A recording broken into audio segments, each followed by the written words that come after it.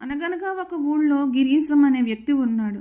ఒకరోజు గిరీశం తన కుటుంబంతో కాశీకి వెళుతూ ఒక పెట్టెను పొరుగున ఉన్న బోషయ్య దగ్గరకు తీసుకుని వెళ్ళి, ఇందులో నగలు వజ్రాలు ఉన్నాయి.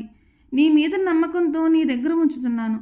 కాశీ నుండి వచ్చాక తీసుకుంటాను మిత్రమా అని అన్నాడు. అలాగే మిత్రమా, నువ్వు అంతగా చెప్పాలా? క్షేమంగా వెళ్ళి లాభంగా రా అని అన్నాడు భూషయ్య. నెల రోజుల తర్వాత గిరీశం కాశీ నుండి వచ్చి భూషయ్యను కలుసుకుని, నా నగల పెట్టెను ఇవ్వు మిత్రమా అని అన్నాడు. ఏ నగల పెట్టి మిత్రమా అని అన్నాడు భూషయ్య. అదేంటి, కాశీకి వెళ్తూ నీకు నగల పెట్టెను భద్రపరచమని ఇచ్చి వచ్చాక తీసుకుంటానని చెప్పాను కదా అని అన్నాడు గిరీశం. మన మధ్య మంచి స్నేహం ఉంది, అది అలాగే ఉండని, కానీ నువ్వు నగలు పెట్టి ఇచ్చింది మాత్రం నిజం కాదు అని అన్నాడు భూషయ్య. భూషయ్య తనను మోసం చేయడానికి నిశ్చయించుకున్నాడని గ్రహించాడు గిరీశం. సరేలే మిత్రమా, నేనే పొరపడి ఉంటాను. ఈ మధ్య నాకు కాస్త మతిమరుపు వస్తోంది. నగలు పెట్టెను ఎవరికో ఇచ్చి ఉంటాను, గుర్తు తెచ్చుకుని వాళ్ళ దగ్గరకు వెళ్ళి అడుగుతాను అని చెప్పి అక్కడ నుండి వెళ్ళిపోయాడు గిరీశం. తర్వాత ఆ ఊరి గ్రామ పెద్ద అయిన కృష్ణయ్య దగ్గరకు వెళ్ళి జరిగిందంతా చెప్పాడు గిరీశం. కృష్ణయ్యకు భూషణం సంగతి బాగా తెలుసు, కానీ నగలు పెట్టెను ఇచ్చినప్పుడు ఎవరైనా చూసిన ఆధారాలు కూడా లేవు. ముళ్ళును ముళ్ళుతోనే తీయాలని గిరీశం చెవిలో ఏదో చెప్పి పంపించేశాడు కృష్ణయ్య. ఒక 2 రోజుల తర్వాత గిరీశం మళ్ళీ భూషయ్య ఇంటికి వెళ్ళి, మిత్రమా, అన్నట్టుగానే ఆ నగలు పెట్టెను నా మిత్రుడు భుజంగానికి ఇచ్చి నీకిచ్చానని నిన్ను అనవసరంగా ఇబ్బంది పెట్టాను.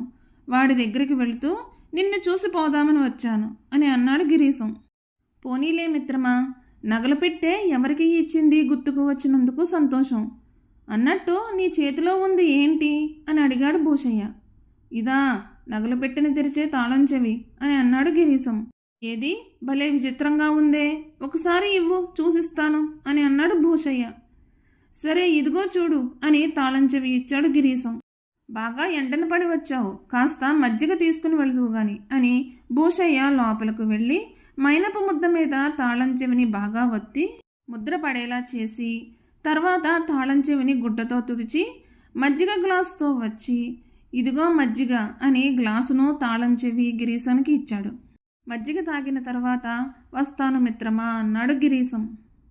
అవును, నగల పెట్టే నీ మిత్రుడి దగ్గర ఉన్నప్పుడు నువ్వు దానిని తెచ్చుకోవాలి కానీ తాళం చెవిని నీ మిత్రుడి దగ్గరకు తీసుకుని వెళ్ళడం ఏంటి విచిత్రంగా అని అడిగాడు భూషయ్య. ఏం లేదు మిత్రమా, 2 రోజుల్లో రథసప్తమి వస్తోంది. నగల పెట్టెలో కొన్ని వజ్రాలు కూడా ఉన్నాయి. రథసప్తమి రోజున సూర్యోదయం వేళ ఆ వజ్రాలను బయటకు తీసి కనీసం 3 గంటల పాటు సూర్యరశ్మిని వజ్రాలపై పడేలా చూడాలి. ఆ వేడి వల్ల ఒక్కో వజ్రం 2 అవుతుంది. ఈ విషయం వాడికి చెప్పి తాళం చెవి ఇద్దామని వెళ్తున్నాను అని అన్నాడు గిరీశం.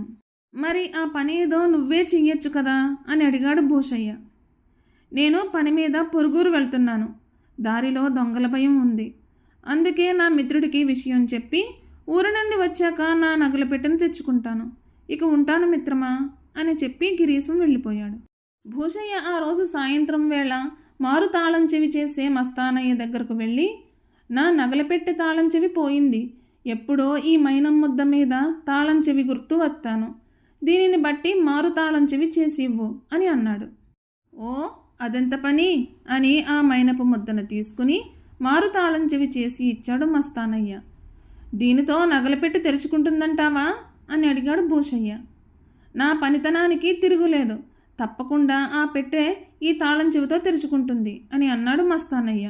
ఆ తాళం చెవి తయారీకి అతను అడిగిన డబ్బు ఇచ్చి ఇంటికి చేరుకున్నాడు భూషయ్య. ఆ గ్రామంలో తాళం చెవులు తయారు చేసే మస్తానయ్య కొట్టు ఒక్కటే ఉంది. ఆ రోజు రథసప్తమి. భూషయ్య సూర్యోదయానికి ముందే లేచి పెరటిలో జామ చెట్టు పక్కన తవ్వాడు.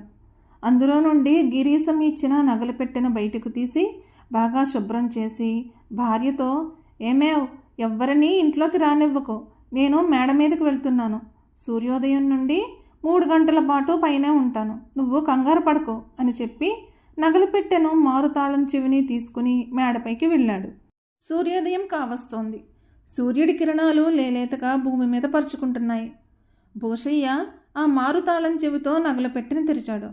అందులో నగలు ఒక 10 వరకు చిన్న వజ్రాలు ఉన్నాయి. వజ్రాలను చూడగానే భూషయ్య కళ్ళు జిగేలుమన్నాయి. ఆ 10 వజ్రాలను పెట్టెలో నుండి తీసి సూర్యరశ్మి తగిలేలా నగల పెట్టె పైన పెట్టాడు. ఎండ బాగా కాస్తుంది. గంట పైన అయినా చిన్న వజ్రాలు ఎలాగ ఉన్నాయో అలాగే ఉన్నాయి. ఏమాత్రమూ పెద్దగా అవ్వలేదు. మరో 2 గంటలు ఆగాలి అని వాటిని చూస్తూ కూర్చున్నాడు. ఈలోగా భూషయ్య భార్య మేడపైకి వచ్చి, కృష్ణయ్య మీకు డబ్బు ఇవ్వాలట కదా, నాకు ఇమ్మంటే మీకే ఇస్తానన్నాడు. అందుకే ఆయన్ను వెంటబెట్టుకొచ్చాను అని అంది. భూషయ్య బిత్తిరిపోయాడు. కృష్ణయ్య ఆ వజ్రాలను నగలు పెట్టెను చూసి స్వాధీనం చేసుకున్నాడు. అతనితో పాటు వచ్చిన అనుచరులు భూషయ్యను పట్టుకుని కిందకు తీసుకుని వెళ్ళారు. మేడ దిగి కిందకు వచ్చాక అక్కడ గిరీశం కూడా ఉన్నాడు. అందరూ రచ్చబండ దగ్గర సమావేశమయ్యారు.